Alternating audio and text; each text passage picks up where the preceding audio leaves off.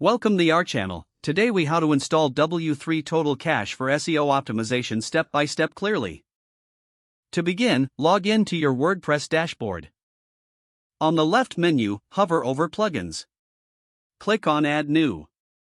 In the search bar, type W3 Total Cache. Locate the W3 Total Cache plugin in the search results. Click the Install Now button next to the plugin. Wait for the installation to complete.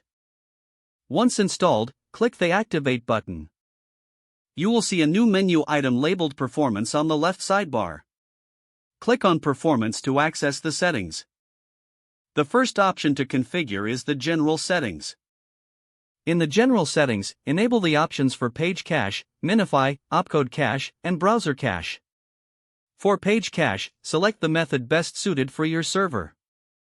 If uncertain, try the Disk Enhanced option. Scroll down to Minify settings and enable them. Choose Auto for the Minify settings if you are unsure.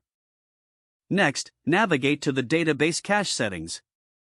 Enable Database Cache to improve database performance.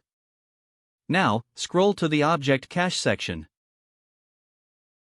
Enable Object Cache for enhanced efficiency.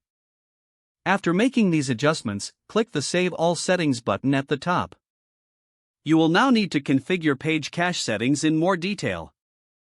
Go to Performance, then select Page Cache. Ensure that cache is enabled and select the options that best fit your needs. Next, navigate to the Minify section under Performance. Check the Minify HTML and Minify CSS options. Adjust the settings as necessary based on your website's requirements. Once done, click Save All Settings. Then, go to Browser Cache Settings under the Performance menu. Enable all recommended settings in the Browser Cache section. This will help optimize loading times for returning visitors. After enabling, click Save All Settings again. Now, it's important to test your website. Don't forget to like this video and subscribe to our channel for more step-by-step tech guides.